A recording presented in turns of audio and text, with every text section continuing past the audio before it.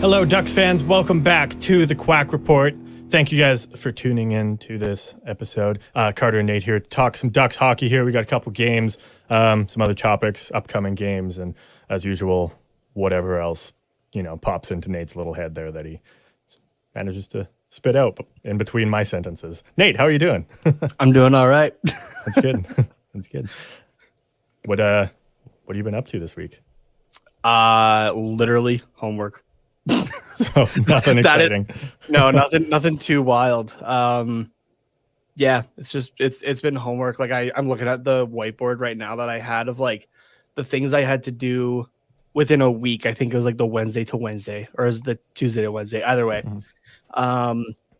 But I managed to knock off 1, 2, 3, 4, 5, 6, 7, 8 things, and I still have 3 more assignments to do by Tuesday, the latest. Nice. And respect there. That's good. And I also have 3 exams still to do by Wednesday. Ooh. So yeah, that like 3 days from now. We're recording on Sunday. 3 days from now, Wednesday. Yeah, like one is open now. Like it opened on Saturday, and I have until the end of the day, Tuesday, to write it. Oof. Another one opens on Monday, closes on Wednesday. And another one we are writing during our class time on Wednesday. Mm-hmm. So that's 3 of my 4 exams within the 3 days. And then my last exam opens on the 10th and is open for a week. So that one I'll just try to go in as soon as I can. So nice. I want to know if exams that are open for like the span of a couple days where you can write them wherever. I want to know if that's a thing anywhere else. Yeah, I'm not sure actually. I would have a hard time believing it's just a U of L thing, but I want to know like how widespread is it? Like, is it just kind of in Canada, like do universities in the States or like Europe do it? I know we have some listeners around there, and I'm sure at least a couple of them have to be going to university either in Europe or or have gone or in the States or have gone recently. Yeah. So I'm very curious. I want to know like how widespread that is, because I can guarantee it wasn't a thing when our parents were in school. Yeah, definitely not. There's no way. It was like your exam is at this time. If you don't show up, like that sucks. Yeah, as much as that can work because you're normally doing it during your class time, right? It is nice as well to have like, okay, you can write it within this time frame here, because if you want or you can just write it as soon as possible and get it done with. You don't have to think about it, or you can take that extra time to have a little bit more study, right, and write the exam, or just kind of work it around your different schedules or that kind of thing, right? So. It is definitely helpful at times. So, but yeah, like especially because if you had like say an exam, or let's just say 2 exams on the same day, right? Like one in the morning, one in the afternoon, like that'd be awful. You have to prepare for both of those pretty much at the same time. Whereas if it was I think I might have had that in high school actually. Oh, I definitely did. Yeah. I had diplomas like on the same suck. day. It was awful. I hated it. Yeah. I guess is our diplomas the equivalent of the SATs in the States? Maybe. Okay. Yeah. Just to clarify that. Yeah. But yeah, now like if say instead of like both exams being on like a Friday, if both exams are open Wednesday to Friday, you're like, okay, well, I'll write one on Wednesday and one on Friday. Yeah, exactly. And you just pick the one that you want to do first. I don't know. Yeah. The one thing I will complain about exams, because this semester I guess we were back in person at the university as well. All last year was online due to the pandemic. The one thing I will complain about though is the fact that we've gone, I understand it to a point, but we've gone back to, you had a year of your writing tests from home, pretty much everything was open book, right? Like you were able to.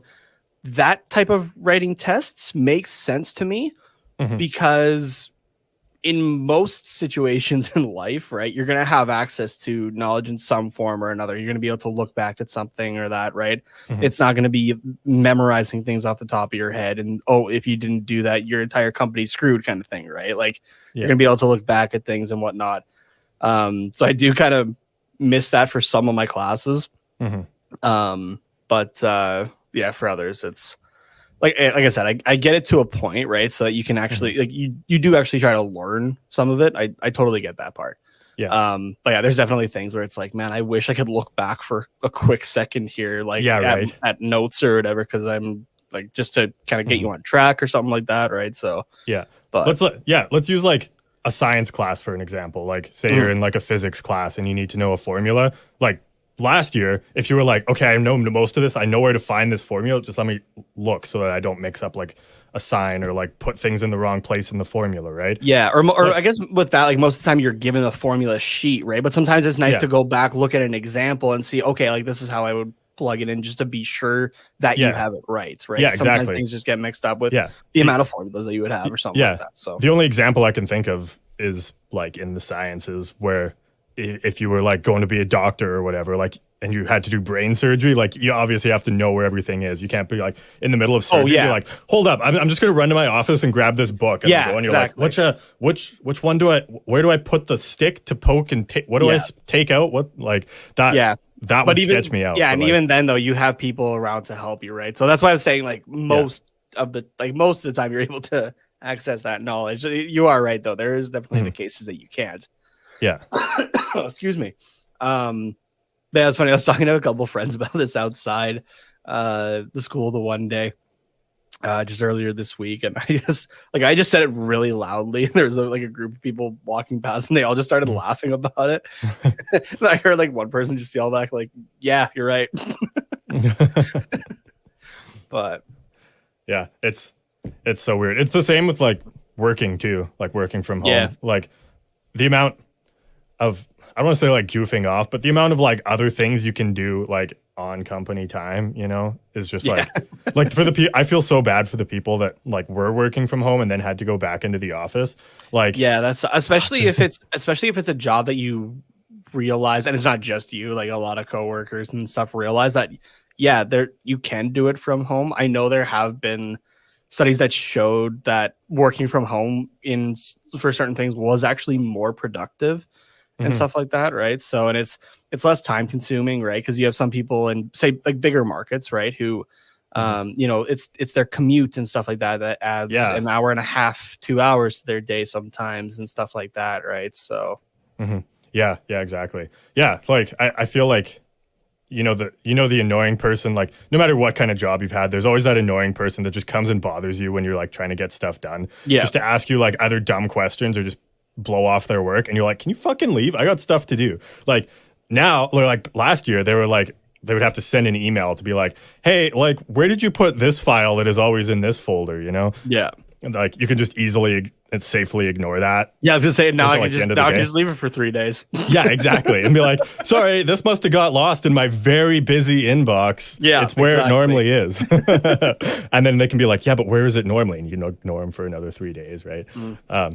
So I feel like that's a big contributing factor to the to the whole work from or going back to work and thing. But, yeah, absolutely. No, I love working from home because then I can just be like, you know what? I don't have to wait for a lunch break. I can just like go grab food literally whenever I want. So yeah, exactly. It's just on Zoom calls when you do the awkward, you're eating off to the side kind of thing out of view just because you're self-conscious of like people watching you chew or something like that. Oh yeah, or take a bite, right? Like you know, yeah. I always thought those people, it was usually girls, not always, but like those people like in high school and middle school that when they were like eating in the cafeteria, they'd like take a bite and then they'd like go like this while they cover their mouth. And I'm like, I get that if you're talking, but like if you're just chewing, like, are you that ugly of a chewer that you feel like you need to cover your mouth? But now I like totally get it because when you're like the only one eating and like you're on a Zoom call, you're like, oh my God, I don't want people to know I'm eating. Yeah, like when your face is like directly in front of you on the screen kind of thing, it's like, oh, okay. But yeah, like if you were in a lecture hall, I wouldn't give a shit. Obviously, I'm just trying to keep my bag of chips quiet. Yeah. Said nobody ever, but yeah, exactly. Which also, if you're taking a bag of chips into a lecture hall, don't do that, man. Oh, that's the worst. Yeah. Yeah. I said the bag of chips thing jokingly, but yeah, don't do that. Don't take noisy foods if you can help it. No, that's the worst. Just anywhere. Like meetings, the bus, the library. Keep it out. Yeah. Yeah. Exactly. It's awful. Anyways, that was an interesting topic, I guess. Yeah. Okay. Shall we get into some Ducks games? At least try to before we shift to whatever else pops into our heads in Let's do 5 it. minutes. Okay.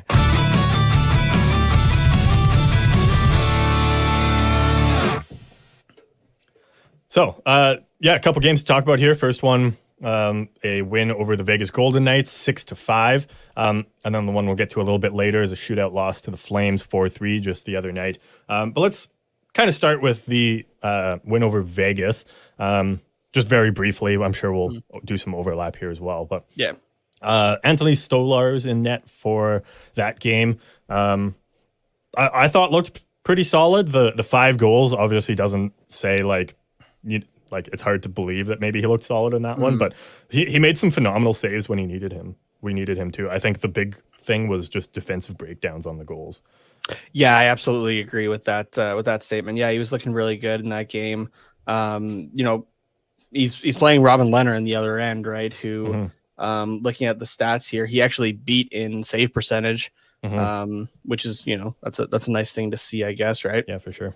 Leonard posting an 848 compared to Stolarz with I believe it was like an 872. Let me just double check that. Oh, look at that. I was right. Nice. Look at me just being right about things this week. God damn. Yeah. But I mean, like, mind you, a few more shots against here, but still, right? But yeah, I think really on both sides, both like Anaheim and Vegas, was just some defensive breakdowns that led to a couple more goals than probably should have happened for either side, right? Yeah, exactly. But especially in that third period there for us, that was getting a little terrifying, not gonna lie, because there were some bad breakdowns that led to goals and stuff like that. So was the third period when both of those shorthanded goals were, or just the one? I have a tough time remembering, just one goal. That was Janmark at the 158 mark. But then there was the 2 power play goals against as well by Pacioretty and Smith there to make it 5-4 and 6-5, right? So like just kind of getting them there. Lundestrom with the empty net, luckily, but that third period was a little rough for us, and like it was power play. The Vegas power play has been improving. We'll say that. I won't say that it was good this the whole season, because it wasn't. Yeah. But it's still a dangerous power play no matter what, right? And you don't want to give a group like that those opportunities, because they'll more than likely capitalize on them, which they did in that game and gave us a bit of a run for our money for a second there. So, but it's definitely nice to get the 2 points on a division rival and just create a bit more of that separation. So looking at the standings as they are this Sunday morning, Vegas is outside a wild card now. Yeah, the Ducks have a 4-point spread now with the Vegas Golden Knights, which I know they have. If you would have said that to me, if you would have said that to me last year, I'd have been like, no. Yeah, right. I mean, look at what we predicted at the beginning of the division. We both, or beginning of the season, sorry, we both had Vegas at number 1 in the division, and then we had Anaheim. Did you have him 5th, and I had him 7th? No, I had him in 7th as well. We both had him 7th. Yeah, and it's not really opposite that, but kind of like Ducks at 3 and Vegas are they 4th in the division? No, 5th. They're behind San Jose, right? In the division. Oh, that's not what I want. Vegas is in 5th in the division, so just 1 point behind San Jose, who currently has the first wild card spot. So that's another thing too, right? We're creating space with those other division rivals, which is obviously good. So it gives a bit of leeway if we go on like another 3-game skid, which, knock on wood, I don't want that to fucking happen again this season, please. Thank you very much. No way. That was a rough week. Yeah. This is terrifying, because it's like, you can get like 7 wins in a row, but you could have 3 losses and that screws you over, right? Like, yeah, exactly. It was 8 wins in a row, or 8 wins, sorry. Who's counting, really? Yeah. But still, right? Like the fact that you could have that many wins and then like have 3 bad games, and it like could potentially like screw things up hard for you. Like that's yeah, absolutely. I have a bit of a gripe with the NHL and how they do their standings. This is has nothing really to do with what we were just talking about. I mean, it does, but they have, if you go on their website, the app doesn't show this anymore. It used to, which is another gripe, but I'll save that for another day. When you go on the website and look at the standings, it has like all the usual stats and the goals for and the differential. But then it also breaks it down into home record, away record, shootout record, the record over your last 10 games, and the current streak that you're on, which is all useful info. But another one I would like to see is the record against your own division. Is that not an important record to see? Oh, did they used to have that actually? No, they never have. No. Oh, okay. Yeah. But like, that would be beneficial though. Yeah, absolutely. Yeah, those divisional games are way more important. Like, yeah, it's nice to know your away record, but like, who cares? Who gives a shit how you do against the Eastern Conference? Like, literally, it doesn't fucking matter.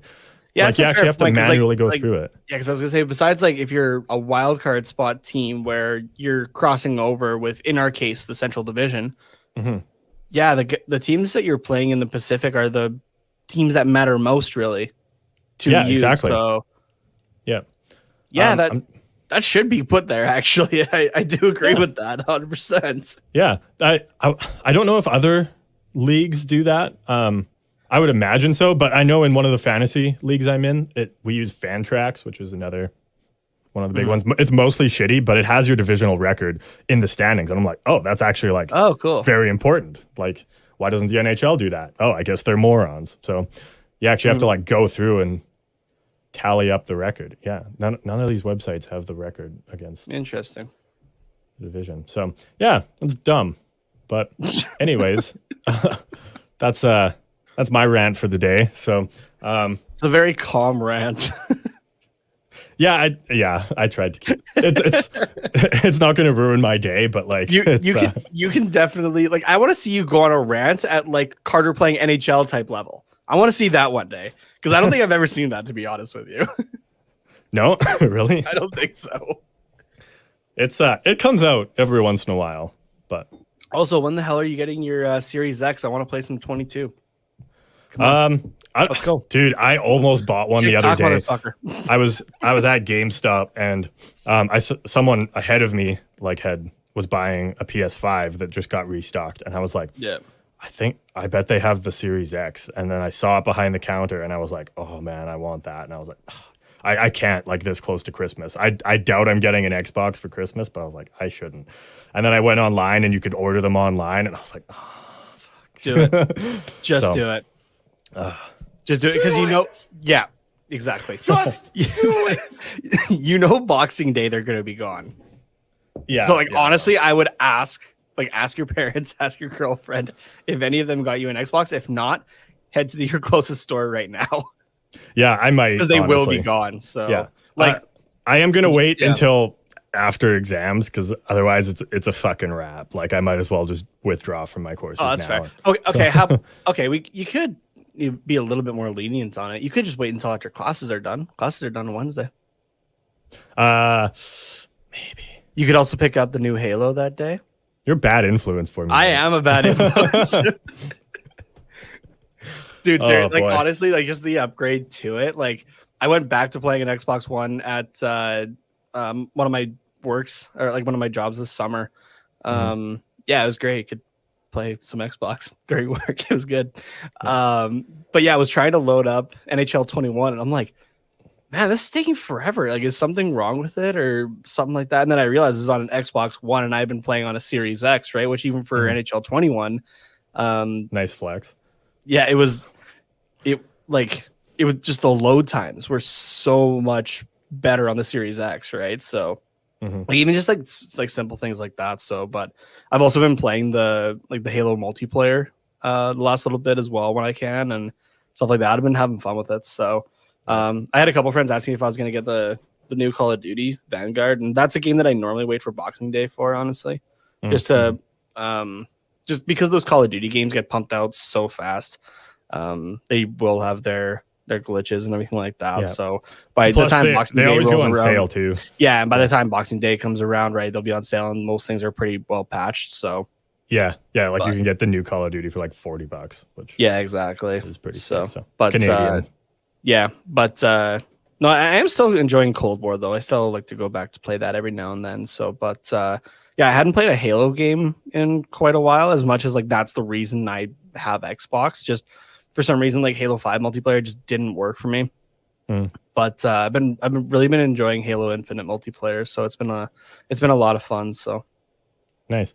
Yeah, I should definitely pick that up and just get on the Halo games, because I've played a solid 10 minutes of the first one, because I got the Master Chief Collection digital with my with my old Xbox dude, One. You're set up for it. You gotta. Yeah, no, exactly. But I it came with my Xbox, and I got this 7 years ago, and I've played 10 minutes of it. Oh man, so. I still like the big thing for me for Halo was always the campaigns, right? So, but it is interesting with the Halo Infinite multiplayer, because the new Halo campaign doesn't come out until Wednesday. But the multiplayer has been out since November 15th, actually, because they're kind of doing it like Call of Duty Warzone does, where it's like a separate free-to-play thing. Like, and what you're like how they make their money is, like you're paying for Battle Pass or something like that. So, but yeah, I mean, like if you were to get the Xbox, like we just play multiplayer right away or something like that, right? Like you don't even at this point, like you're paying for the campaign, which I will be doing, but yeah. So yeah, no, I'm close. Just so you know that I'm very close to getting the new Xbox. Do it. Quit edging it. Just do it. Anyway, this is the one time I will be I will just straight up say I am purposely being the bad influence right now. Get the fucking Xbox. Because even Adam was on me for a bit. He's like, when's Carter gonna get it? I'm like, I don't fucking know. Why didn't he just ask me? Like, why is he going to you? I think he put it in the group chat though. Or he asked me. Oh yeah. I don't remember what it was, but we were both just like, Carter needs to get it. So, because like I have the Windows Bros set up. We just need you. Like I have it ready to go for another season. I know you do. Shelf, I know. Anyways, we somehow went from this game against Vegas to complaining about the standings and to the new Xbox that's been out for like a year and a half now. Yeah. Oh yeah, a year. So. Yeah. I guess not quite that, but and I don't even know what we talked about for the Vegas game. I think, did we just mention that it happened? Oh, we talked about Stellaris. That's what it was. Yeah. Stellaris, it's coming back. Bit of a collapse in the third that kind of gave us a heart attack, stuff like that. Yeah. With Getzlaf being out, though, Raquel was on that line with Zegras and Milano. I think they got a goal. Well, I know they got a goal. I just don't know how many it was. Well, that line was together before, though. Yeah, but I just wanted to talk about it because it looked so good. This like just in this game, like it has stepped up as like a top line in the absence of Getzlaf. Sorry, I didn't really go through my thought process of why I wanted. No, that's fair. But yeah, was it just the one goal? Yeah, Raquel from Milano and Zegras, and Lindholm from Milano and Zegras. So we'll give him a second one there. Drysdale from Milano and Zegras, 3 goals. Yeah, and Zegras with 3 assists. Well, let's leave Zegras for now. But I really like Raquel on that line with Milano and Zegras, because Zegras and Milano, we've talked about, have that beautiful chemistry already. And I think Raquel really complements that. Like, he just goes to the right areas and doesn't get in the way. Like, that goal really stood out to me because it was a beautiful, hardworking play between Zegras and Milano, but Raquel was the one that banged it home because everyone was like, oh, fuck, we got to watch these two. And Raquel was just in the right place and scored it. So, yeah, those two definitely set up Raquel because, you're looking at that. He just had the one goal, which I mean, he still got a goal, though. Good for him. It's more goals than I have in the NHL. But he was able to get off 6 shots in that game as well, right? So like he's getting the opportunities, and it's because of Milano and Zegras. Yeah, and then as long as we've been following the Ducks, when has Raquel had a good setup guy? Yeah, exactly. I guess he put him in Getzlaf. No disrespect to him, but that was a very different Getzlaf as well. Yeah, it was Getzlaf starting to fall off, not before he found the fountain of youth and went back to age 25. Yeah. And then Zegras and Milano both picking up 3 points. So like between those 3 guys, that's 7 points. Yeah. That's a good night. Hell yeah. 7 points. That's what you want from your say top line. Good. Yeah, exactly. Yeah, absolutely. So I really like that. So I hope that Raquel stays on that line. However, because it's still relatively early in the season, and injuries. We're past the quarterway mark. No, yeah, it's not really early anymore. We can't really use that anymore. No, that's why I said relatively early. There's still 3 quarters of the season to go. No. Yeah, no, it's early. Okay, trust me. We are in the thick of it. Yes, we are. But hear me out. We're not fighting for a playoff spot, like in the thick of fighting for a playoff spot. Like so far, we still have a good standing for a playoff spot right now. There's still 50 some games left to play. And I think I know that we complain a lot about needing consistency in the lineup, but injuries are bound to happen, as we saw, like Getzlaf's out, and he's obviously been huge this year. And I think we got to see what other combinations might work if we throw them together. And I really want to see just a young, fast, skilled line for a few games just to see if it works of Zegras, Milano, and Terry. Ooh. Yeah, okay. I know that's a very young line, but holy fuck, I could see them putting in like, I don't know, 3 goals a game on that line. Yeah. Like no problem. It's okay. I'm not saying that these guys are up to that playing level because they aren't. Mm-hmm. But like that reminds me of Matthews, Marner, Nylander on that line for a little bit. Yeah. Yeah, I want to see that. Yeah, just for a few games to see if it works. If it doesn't, we can go back to Raquel, Terry up with, I forget who he's with right now, Henrique and Sam Steele is the other one. Yeah, and Henrique will have to see about him because he went out against Calgary there. That's right. Yeah, I forgot about that. So we might be coming to a bit of a rough patch here potentially. Yeah. At that point, then I don't want to move Raquel up to play with Steele and whoever they slot in on the left wing. I think Terry needs to stay up there as a little bit of a buffer. Yeah. But I think part of this idea came from watching. I'm jumping ahead a little bit, but that power play goal against Calgary. Like, I watched it like 6 times because it got me all sorts of fucked up. Like, the puck was across the ice and then it was back at the point and back and across and back and across. And then it was in the net. And I was like, what the fuck? Who followed that? Like, apparently 5 Ducks players managed to follow that. But like, it looked like some of the goals that like the Pittsburgh power play from a few years ago put in where like there's like no talking, everyone's standing in their spot and it's just touch passes and then it's in the net. Like that's exactly what this was. It was disgusting to watch, but it was a really big play between Zegras and Terry and Drysdale at the point, and then Milano was in front of the net, who he was going to bang home the rebound if that there was Letary. Letary got that power play goal. Yeah. But yeah, still like those were the guys on the ice, and those touch passes were insane. Is my point. So I would really love to see all them together, but not to say that Raquel needs to be taken off that line. No. Zegras picking up another 2 points as well in that game. Milano with against the goal Calgary, there. Yeah, Lundestrom with an assist there. Letary with the goal. Mm-hmm. Raquel with another goal as well. Right, so no, there was it. Honestly, that game against Calgary, that we were talking about it like off air before we started. Mm-hmm. That went better than both of us thought. We both thought that the Ducks were going to lose because this is the first place in the division, Calgary Flames. Yeah, but that was a close matchup. We kind of let off the gas a little bit in the second, and it started to cost us. Right, it got to a 3-1 lead for Calgary. Yeah, but we put it back on in the third period there, tied up the game. Right, and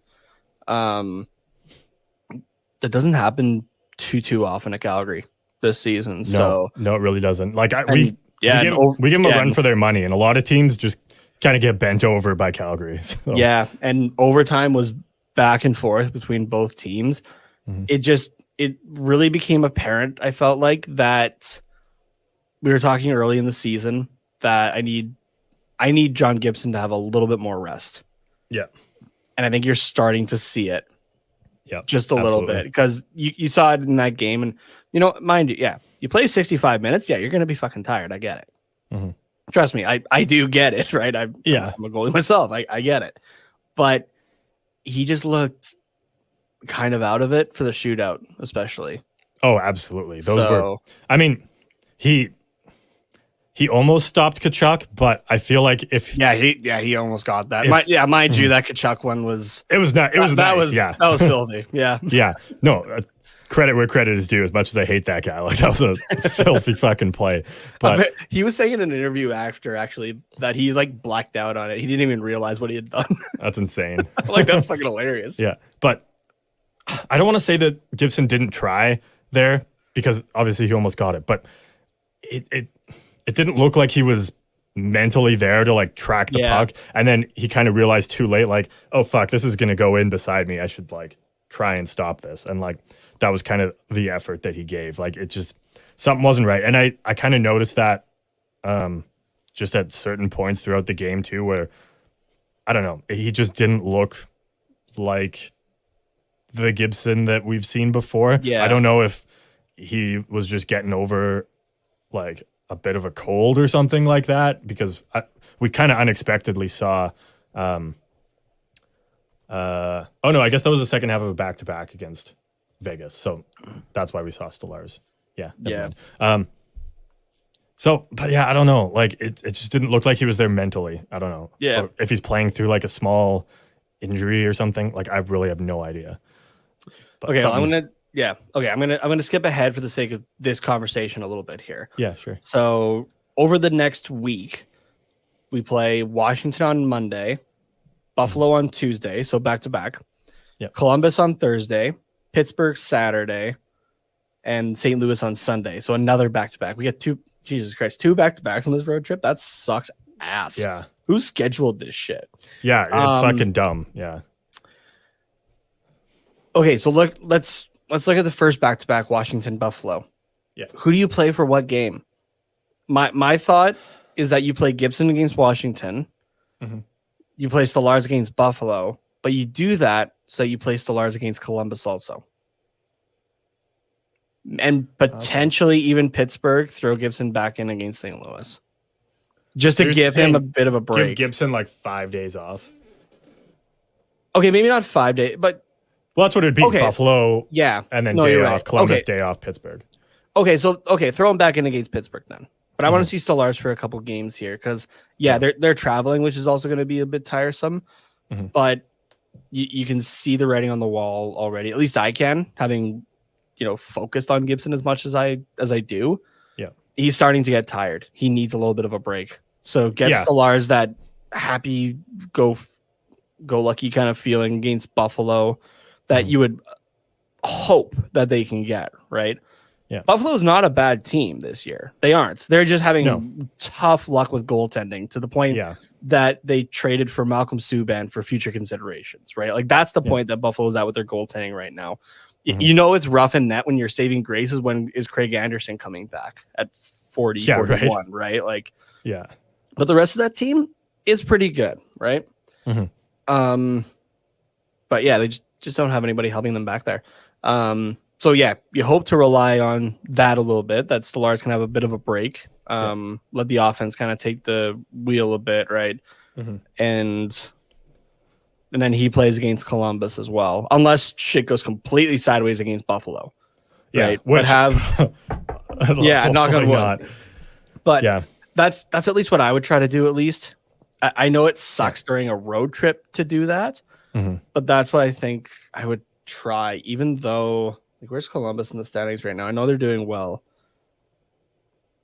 Not as well as you would think. Yeah, not as well as I thought. Okay, Columbus being just outside of the playoff spot right now, or out of the wild card by 3 points behind Pittsburgh currently on this Sunday morning. But yeah, that's what I would try to do. I think get Stolarz in for a few more reps, just keep him going, kind of thing, and give Gibson a little bit of a break. Yeah, play him against Pittsburgh because you're gonna have a goalie battle there then between Gibson and Jari, who has been on fire this year. Yeah, right, and then play Stolarz against St. Louis. I don't know, let him go around against Bennington, put Gibson in at that point. I don't know, but like, so yeah.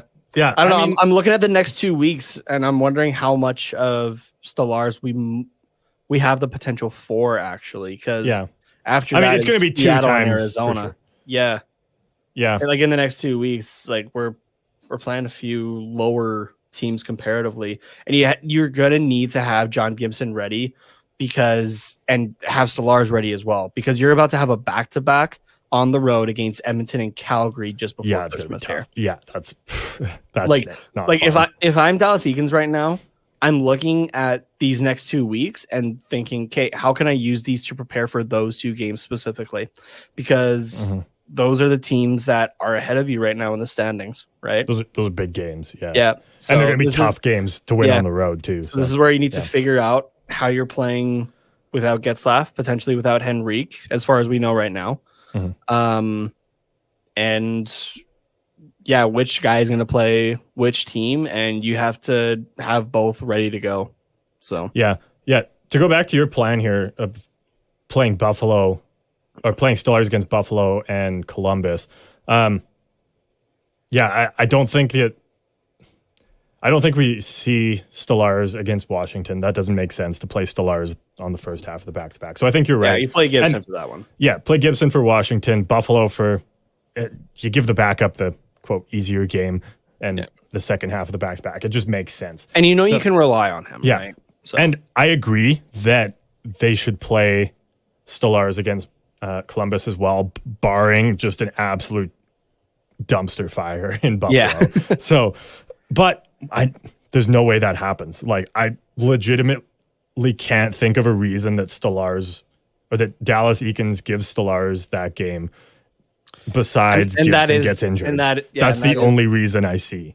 That is the upsetting part, though, right? And that's where we're going to see Gibson start to get worn down, right? Like, yes, he's a starting goalie, but he needs just a little less, because we saw it last year, right? He'll go great for a while, and then he starts to get tired. And as much as he wants to play, I'm sure, right?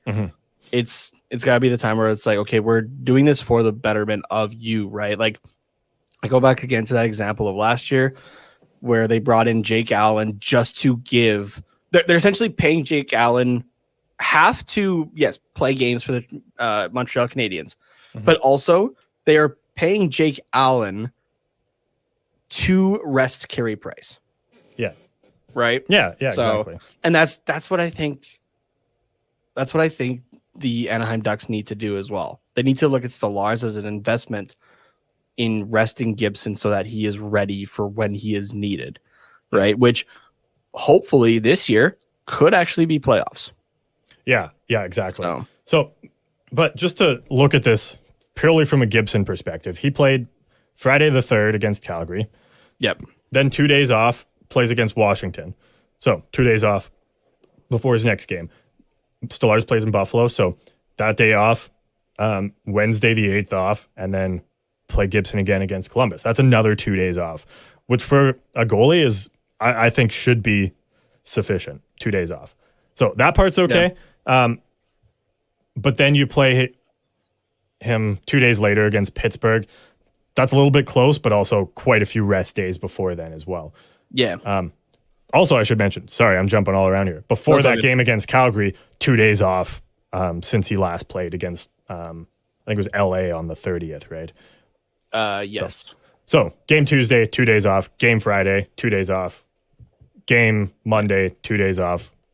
Game Thursday, day off, plays against Pittsburgh. 1, 2, 3 days off, plays against Seattle. Like, that's actually quite a bit of rest. So yeah, that's fair. I honestly think these 2 games or these 3 back-to-backs in the span of 2 weeks. Yeah, 2 weeks.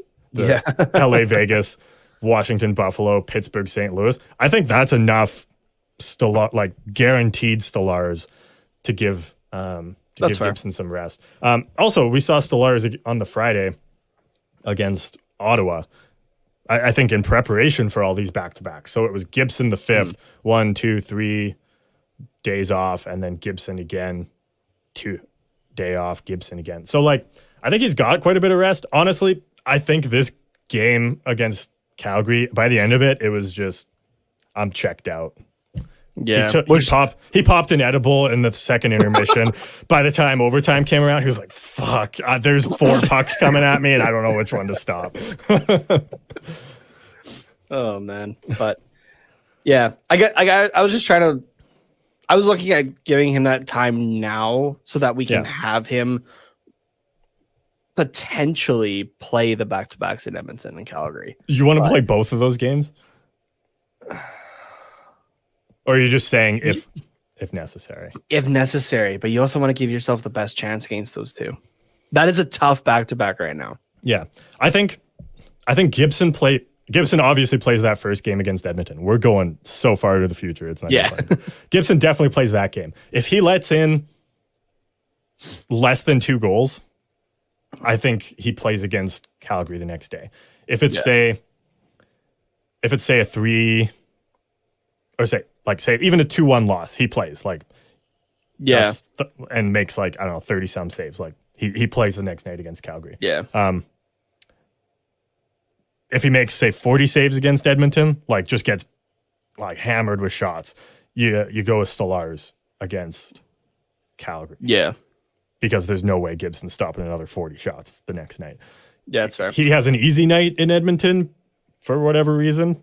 Then, again, you play him against Calgary. So I think you definitely have to look at the situation. If he plays a lot or has if he plays a lot or has an average or below game against Edmonton, he doesn't play against Calgary. If it's just a normal game against Edmonton, normal amount of shots, it's a win, not a ton of goals, then he plays against Calgary. Yeah, that's fair. I think I said the same thing twice. I don't know. Yeah, I think you did. Doesn't matter. You get my point. Yeah. I also just realized though that they're in Calgary on the 21st. You have plans on the 21st? I think going to Calgary. Are we going to Calgary? I think we should consider it. Yeah. Yeah, I was debating going home between the 21st and the 22nd, so I might be able to push it off. Yeah. Maybe. Okay. Yeah. We'll talk about this. We'll talk about this off air and see. But I'm just looking at the time. I realize that. I was like, I'm just looking at the time here. We have a couple other things to talk about. But I think we should take a quick break here. I realized I left my heater on while we were doing this, so I am cooking and I gotta cool things off. So let's throw it over to Draftkings here. And that's probably why I was not making much sense near the end there. You're just got heat stroke. Yeah, we got heat stroke in the middle of December. Isn't that a story? All right, we'll see you guys on the other side of this. Football fans, I'm sure we all love an action-packed, high-scoring NFL game. And with the latest no-brainer from DraftKings Sportsbook, an official sports betting partner of the NFL, you'll be a winner once a single point is scored. New customers who bet just $1 on any team to score can win $100 in free bets. It's that simple. If Sportsbook isn't available in your state yet, you can still get in on all of the NFL action.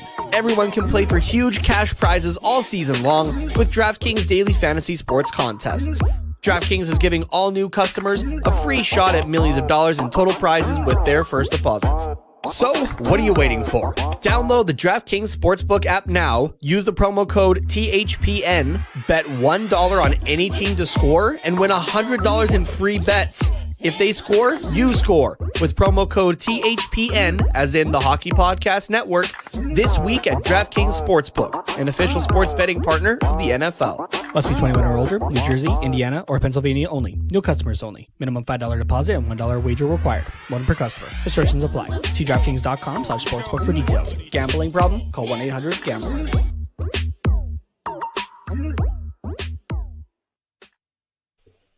So, going back to these upcoming games as well, since we talked about really upcoming games, instead of the actual ones that are happening, right now.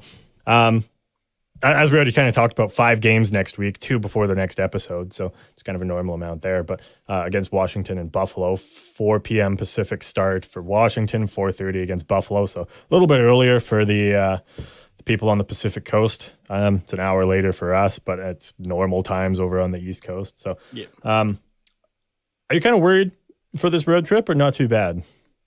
Not too bad. Kind of taking a look at some of the teams that we're facing, like Washington. That's That's the big one right there. But you're getting that Yeah. out of the way pretty quickly after a couple days off. That's not bad.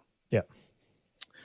Buffalo, it sucks to play them, I think, on the back-to-back, but we'll see what happens, right? Like I said, as long as the offense is going, I don't think we'll have too much of an issue, actually.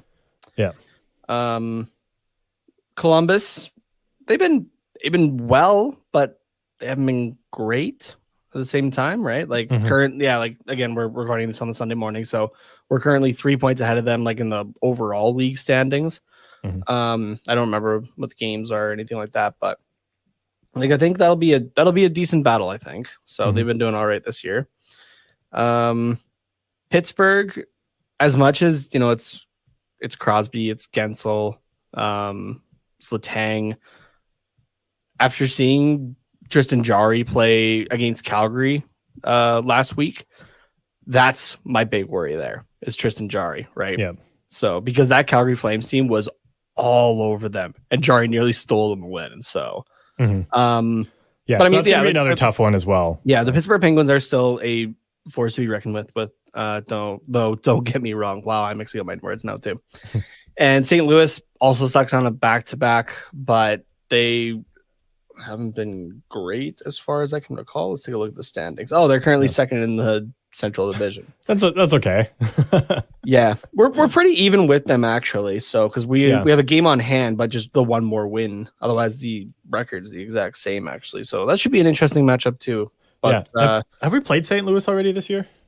I thought we had. Like early in the season, like October. Let me take a look here.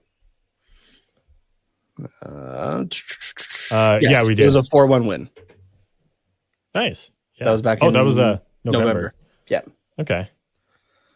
So with history, sure. Okay, I'm a little bit more confident with that. So, but yeah. Washington's the big fish on this trip that I'm a little bit more worried about. But seeing what we did against Calgary just the other day, I feel better about it. So yeah, I think we'll still put together a solid game. I don't think it's an ezy write-off. It's just going to be a tough game to win. So I feel like we could get 5 or 6 points out of this. I'm not gonna lie. Out of these 5 games. Yeah. Oh, also, I was trying. Sorry. I was pretty sure we had played Washington already this year, and they came to Anaheim and we beat them 3-2. I totally forgot about that. Oh, right. I think it was in overtime, right? Was that the game that Zegras tossed a stick? I think so. Yeah, that's why I remembered it. Yeah. And it was Getzlaff's 1,000th point. Yeah, so that was a huge game. Right. Yeah. Okay, so who has a record coming up that game? Because that's apparently what we need. Yeah, right. But so I mean, we've done it once already, and so I honestly think that we're underestimating this team. Yeah, fuck it, let's go 2 for 2. Yeah, the issue though, that game was at home, and I think the one against St. Louis was also at home. And our home record this year is very good because that's something you can look at on the NHL standings on their website. We are 9-4-2 at home, which is a very solid home record. Unfortunately, we're 4-4-2 on the road. So in terms of points percentage, that's significantly less. Mind you, though, it is a lot less games on the road. It is, yeah, for sure. But historically, if we're going 500, a little bit. Yeah, if we're going 500 on the road, we'll get 5 points out of this road trip. So 2 against Buffalo, we'll say 2 against Columbus. That means we're getting 1 from somewhere else. Like that's, I don't know. I would like to do a little bit better on this road trip. Yeah. I think our last 10 were 500 as well right now with a 4-1 or 5-4-1 record. So I think I think ideally 6 points at the minimum. I think we should go for 7 or 8 points on this road trip. That's what I would call good. Yeah, it's possible. Yeah, I mean, 3 wins and an overtime loss in there, or 3 wins and a couple overtime losses, 2 wins and 3 overtime losses, however you want to think that. That adds up to 7. Yeah. So that to me, that is a very, very solid road trip. It's high expectations, though, I know, but that's why I say 6 at the minimum. Yeah. So. But we've seen this team produce this year, right? Like, it's not out of the realm of possibility again, if we're saying this last year, it's like, yeah, that's not happening. Like we're saying it as a joke. Yeah, But this year it is a possibility. So very real possibility. Yeah. Was that win streak we went on mostly at home? I think it was. Yeah, believe so. Yeah. Well, there's a couple road games, but it was against Vancouver and there. Seattle. So Yeah, like, and I think Vancouver's a fucking dumpster fire. yeah. Oh, man. That's not good. If the Vancouver Canucks seriously think that beating the Montreal Canadiens, who are injured to shit, and the Ottawa Senators, who have just not been playing great, you know, if those are the turnaround games, you got another thing fucking coming. Yeah. Holy shit. Yeah. I know that was when you up by beat like someone, and I'm like, Minnesota, no. Edmonton, Calgary, like any of those teams. That's when you can maybe say things are turning around. Yeah. Not against Ottawa. No, not until then. But yeah, so I don't know. I don't really know how this is going to go with our road record being only around 500. Because obviously we're better at home. Most teams are, but yeah, I don't know. I've got 7 or 8 would be nice, but I guess if I temper my expectations a little bit, 5 or 6, like you said, would be a little bit better. So yeah. Anything else you want to say about these upcoming games? Excited to watch some more hockey. Hell yeah. Definitely. Yeah. Okay. This is something that we kind of touched on a little bit, well, not really. We didn't actually. We talked about We're Zegras lying to earlier. people, damn it. Yeah. We talked about Zegras earlier and how he's looked really good these last couple games. But I want your thoughts on if he's putting his name back into the ring for the Calder race. Because early on, he still was having a good season, but not like a Calder-worthy season. Yeah. You know? Especially with what Raymond and Sider were doing in Detroit. But they've slowed down a little bit. I don't want to say, disappeared because they're still putting up points, Raymond and Sider. But Zegras has kind of quietly just entered the Calder race, in my opinion. A little bit.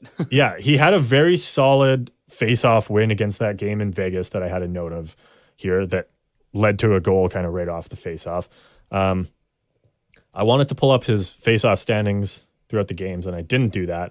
But I've definitely noticed improvements in the face-off circle.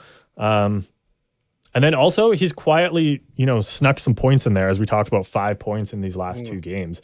And where did this tab go? Shit. There it is. So in terms of rookie scoring, Lucas Raymond currently sits at the top of that with 22.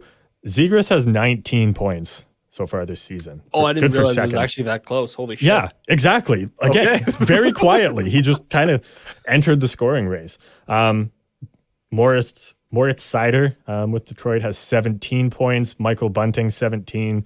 Dawson Mercer with 14 to round out the top 5. Oh, we'll throw Drysdale in there at 13 points. Yeah. But yeah, Zegras is just those 5 assists really got him up there. Just in terms of assists as well, Moritz Sider with 14, Zegras second with 13, Raymond third with 12. And then he has 6 goals on the season, good for third in rookie scoring. So he's kind of up there a little bit just over these last couple of games. So I don't want to say like, oh, he's a Calder favorite now, because I don't think that's the case.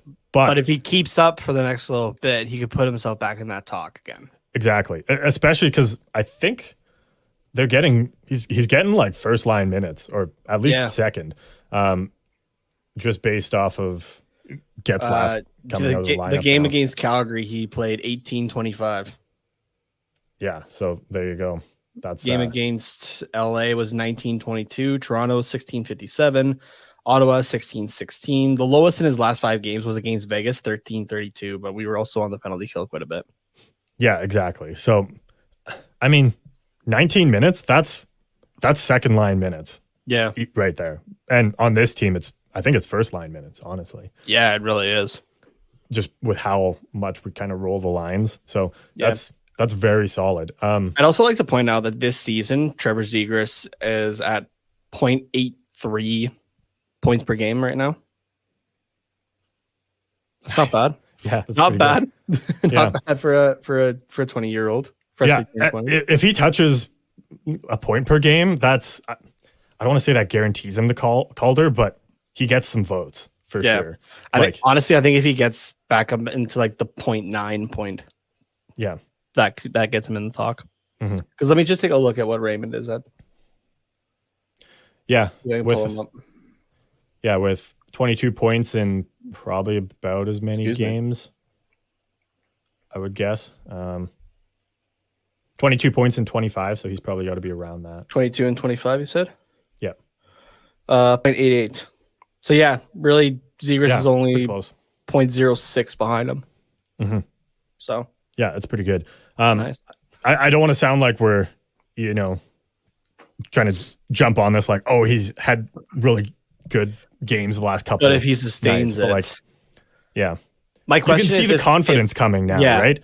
Like that, he tried that between the legs thing. Like he split the D and tried to go between the legs. I forget who that was against. It was against Vegas. Yeah, that one. Like if he would have scored on that, fucking one of the goal of the year candidates right there. It was disgusting. Absolutely. And he's just had those plays where you're like, oh man, if he scored on that, like that's goal of the year. And it's not like he tried that and then just went like up and over into the netting. And it's like, that wasn't even close, dude. Like all these chances that we're seeing have a chance of going in. Yeah. And the way he's directing the power play, like we've talked about, and like how vocal he is on the bench and on the ice, like his improvement in the face-off circle, like all of this stuff is just slowly culminating, and eventually he's just going to consistently get like a point or two a game and just run away with it, I feel. Yeah, so Trevor Zegras right now is currently on pace for, in a full 82 game season, a 68 point pace. What? 68? Yeah. That's dude, that you can't tell me that's not Calder worthy. Like, yeah, honestly, okay, and he started slow. He's gonna get more than that. my question here is if this type of pace is sustained by both players, Zegras and Raymond, does it come down to if the Ducks make the playoffs? I think so. And Zegras is like a key contributor to it, right? So 100%. I think so. Because Detroit's even sitting in a wild card right now, but yeah, they're doing really well. I think, honestly, the big thing this season that makes me excited for Zegras winning the Calder is that currently Raymond and Sider are going to split the votes. Yeah, in Detroit, like to me, there's no clear. This is the best player on. This is the best rookie on Detroit. So they get all the votes. There's, to me, either one of them. Yeah, it gets split between the two. Yeah. So if you're looking at, say, oh, do I want it to be a rookie from Anaheim or a rookie from Detroit? And even if you split it 50-50, half the votes go to Zegras in Anaheim, the other half go to the other two, then Zegras wins it because fair. He's got twice as many votes as the other two, right? So I'm kind of hoping that happens a little bit. So but yeah, I don't know. I think you're right. If he continues the pace, he's on season for a Calder, or on pace for a Calder worthy season. Absolutely. Sorry, I really want to look up his face-off percentage. Sure. How dare you? How dare you try to prove Trevor Zegras is good? Perfect natural stat trick. We've got offensive zone face-off percentage. 73%? Are you shitting me? That's Jesus Christ. That's amazing. I like that. Yeah, there's a lot to like about that. Do they have defensive zone? It's got to be on here. I'm probably just blind. Yeah, I was gonna say, if there's offensive, there's got to be neutral and defensive. There has to be. That makes no sense otherwise. Yeah. Offensive zone face-off percentage. Or is this a percentage of how many offensive zone face-offs he's taken compared to in the neutral zone or the D zone? That could be it. 114 plus 75 neutral zone face-offs, 42 defensive ones. Then that is... that's only 50%. So yeah, 73% on the face-off dot in the offensive zone. Like it. Come on. That's some good shit there. Oh yeah. That's very nice. Game log. Yes, this is what I want. Naturalstattrick.com. It gives you literally everything you want. Free plug. I don't even give a shit. This site is awesome. Yeah, I mean, I would have to do a line graph, but like, Mm. no, he's just been consistently good in the face-off circle all season. I like it. That's good shit. Yeah. Okay. I'm not going to read all those numbers, but All right. yeah. I just wanted to say that. Am I overhyping this kid? Is he not? I want to see a couple more games of this, but Okay. I think So I'm you're on overhyping pace. him. No, you're on pace though. Okay. I'm just early Yeah. to You're the early. show. Yeah. Yeah. Okay. So You're the fucking hipster. I was calling Zegras for the Calder before it was cool. Man, the last time you were this early, dinosaurs were still around. Okay. I think that's about all I had for the hockey related things. I know we kind of just took a break, but it's still really hot in here, so I think I need another one. And then we'll hit some other topics on the other side of this. Sounds good.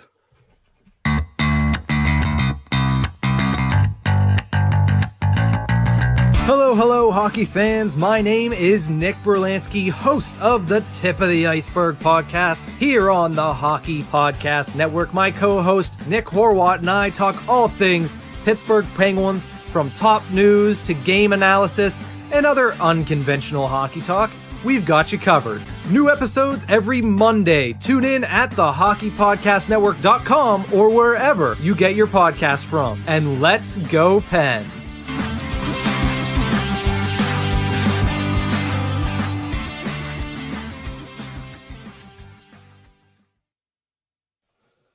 Okay, Nate, what else you got for us? Got anything? What else I got for us? Yeah, what do you got for us? Anything?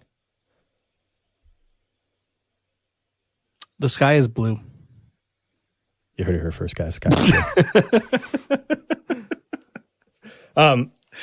No, I just realized during the break that I kind of just there, and I was like, sorry, sorry. I just realized during the break that I kind of talked about Zegras for like the last 15 minutes between our two breaks, and then you were just like, I was like, let's throw it to break, and you were like, okay. So I wanted to ask if you had anything that you wanted to say over the last 15 that was minutes. refreshing for me, and I'm sure it was refreshing for a lot of people not to hear me go off for 10 minutes at a time. So Okay, I have no Sounds issue good. with it whatsoever. okay, cool. I realized we skipped something in our news here. Getzlaf being week to week. We've kind of already talked about it, but Yeah, we have talked about it a bit. yeah, sounds like he's not going to come back anytime soon, which originally we thought, oh, maybe just a couple days off. Teams. Yes. Yeah, especially because I have him on the one that only has 10 ads for the entire season, and I'm like, Oh, yeah. Oh, shit. on that team, I have 5 guys out right now. Ooh, Yeah, that's tough. How many IR spots do you get? I think 1 or 2. So then there's like IR Yes. plus, and like there's a couple of guys that are just Yeah. in the lineup out right now. Like, let me just take a look here. I know no one no one gives a shit about your fantasy team, but let me talk about it. Okay. Yeah, I got William Karlsson out on long-term injured reserve right now, and I don't even have a spot for him on my injured reserve. I got Nazem Kadri out day to day. I got Jared Spurgeon out, just out. I got Patrick Laine still on the IR and Ryan Getzlaf on the week to week now, so day to day listed. But That's rough. Yeah. yeah, so like if I had a healthy team, this team would be better than 5th place right now in this league. Yeah. That's the. So because that That's one the is just thing. like a pure points one. It's not a head to head or anything like that. So Oh, yeah. There's I don't know. There's something universal about fantasy hockey teams that like you can just always blame it on injuries. yeah.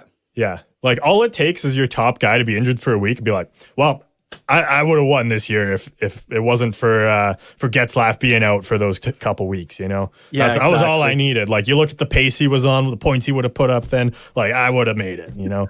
Yeah, like everybody does it. Like I'm looking at the THPN league right now, and I'm beating Hockey Troll over at Caps Chirp 8-0 currently this week, going into the last game or last day of games here. And I'm just like, you know what? It could be 11 though if I had Nikita Kucherov, even though Yeah, 2 right. of those points are goalie points. Could have been 11-0 if I had Nikita Kucherov. Yeah. Yeah. So, but that's honestly kind of terrifying. I think for the rest of you right now, is the fact that I am sitting second. I play Daddy DeNulls, which is the guys from the Habs Nightly podcast. When do I play? I play them. I think it's next week. Yeah, next week. So I could take over first place in that league as well in a week's time. The other one that you and I are in, I'm sitting first as well. So, but of course, the one that I'm sitting fifth in is the one that I actually paid money to get in. So yeah, right. But yeah, yeah, it just has like just stingy rules. It makes you think a little bit more, which is kind of nice. But it's interesting. Yeah. But it's so hard to replace guys too. So yeah. No, for sure. Okay. We have some what's quacking that I don't really know what it's about, but you've got it. So okay, so I really hope that for the first part of this for some reason doesn't get us like a call, flagged or anything like that. I'm gonna read because I know that you're doing kind of some dramatic, interpretive, artsy thing. That you can't get naked on YouTube, right? So yes, I know that. Thank you. Okay, I learned that the hard way. Which for everybody not watching, if you want to maybe possibly see Nate naked one it's time, not happening. You can do that on YouTube. Okay, so what I'm going to do though is I'm going to read you the first 3 paragraphs of Harry Potter and the Philosopher's Stone. All right. Okay. It's the Sorcerer's Stone for our American listeners. Okay. Right. It's the Philosopher's Stone. Get over it. Yeah. So I'm going to read you this, and there's a reason that I'm reading you this first page. Okay. Chapter 1: The Boy Who Lived. Mr. and Mrs. Dursley of number 4 Privet Drive were proud to say that they were perfectly normal. Thank you very much. They were the last people you'd expect to be involved in anything strange or mysterious because they just didn't hold it with such nonsense. Mr. Dursley was the director of a firm called Grunnings, which made drills. He was a big, beefy man with hardly any neck, although he did have a very large mustache. Mrs. Dursley was thin and blonde and had nearly twice the usual amount of neck, which came in very useful as she spent so much of her time craning over garden fences, spying on the neighbors. The Dursleys had a small son named Dudley, and in their opinion, there was no finer boy anywhere. The Dursleys had everything they wanted, but they also had a secret, and their greatest fear was that somebody would discover it.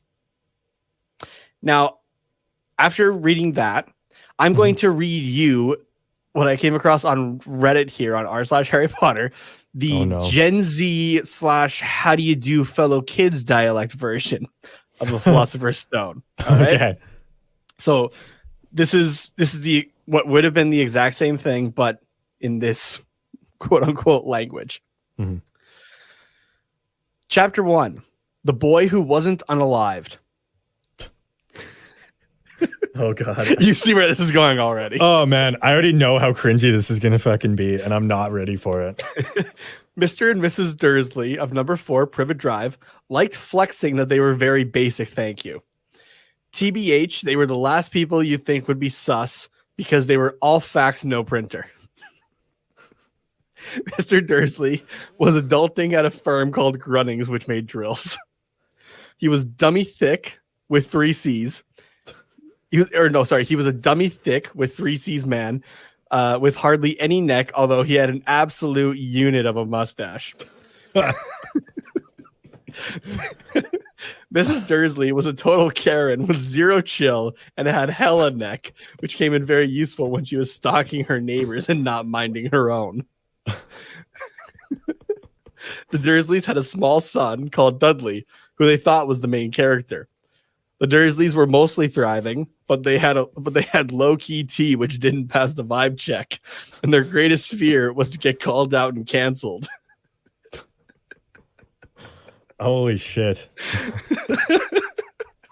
I feel like I need a shower after that, you know? Dude, I want to read the rest of this book. And it's not even because it's just hot in my office because I was a moron and left the fan on for half an hour of recording, or the heater on. Like yeah. I'm too old for this, man. I want to find this copy of this book because that's hilarious. I love that. Honestly, I think that you should translate that, like the whole book, like that, because it's hilarious. Okay, sorry. This is a legitimate I don't know if you can really see the picture here. This is a legitimate book, though. Like someone actually like wrote the novel in this style. No way. Oh man, I thought somebody just I want to read this. I thought somebody just like typed it in a post and was like, "This is what it would be like." Look at how funny. The post title is "Accidentally bought the Gen Z / How do you do fellow kids dialect version of the Philosopher's Stone and I'm dead." Wild. Does it not say in the comments where you can get that? Like that's amazing. I'd have to go back and find it, but that's so good. It kind of reminds me they did the original Star Wars trilogy, and wrote it out in Shakespearean. Which I've read a little bit of that just like when I saw it at the bookstore the one day, and it's interesting. The most that I've heard of it though for sure though was Ian McDermott, who plays Emperor Palpatine throughout the originals, the prequels, and unfortunately into the sequels. But we aren't going to talk about that. He's classically trained, like Shakespearean and everything like that too. Like he was a stage performer before he did Palpatine and stuff. And so during one of the Star Wars conventions in LA, or is it San Diego? I don't remember where it is. Or no, sorry. It was Anaheim, I think, last. It changes places. But anyway, during one of the last ones of that, though, they got Palpatine to actually read a chunk of it, though, in the Shakespearean and everything like that. And it was really cool to listen to. I'll have to send it your way. So, yeah, no, that would be awesome. But cool. But yeah, that's what I had for you. So just where was that line again here? Mr. Dursley was adulting at a firm called Grunnings, which made drills. He was a dummy thick with 3 C's man with hardly any neck, although he had an absolute unit of a mustache. But it was funny because like I haven't read the first book in a while actually, and so reading the original copy, right? I'm like, oh yeah, this like really Mrs. Dursley's just a Karen, and then Mrs. Dursley was a total Karen with zero chill. yeah. Once you read that too, I was like, oh man, she's like that. The first thing that popped in my head was like total Karen. And then it said that, and I was like, nice. But that also, when you read the original, that like they killed the casting in that movie. Oh yeah, absolutely. Besides the fact that Mrs. Dursley isn't blonde, but yeah, absolutely, they nailed it. Yeah. Like she even has like. I never really thought about it until now, but she definitely has like a longer neck, than the average, I would say. Yeah. And also, Mr. Dursley is dummy thick with an absolute unit of a mustache. So it's very true. All right. Yeah. Nate, where can they send you the rest of the pages of that beautiful cringy man? Yeah, if you guys actually find where to find that book, you can shoot it my way at Tatenomus on Twitter, TATENHOMAS. And as always, my DMs are always open, and I just want everybody that's listening to this to send me Zegras unsolicited for Calder. dick pics.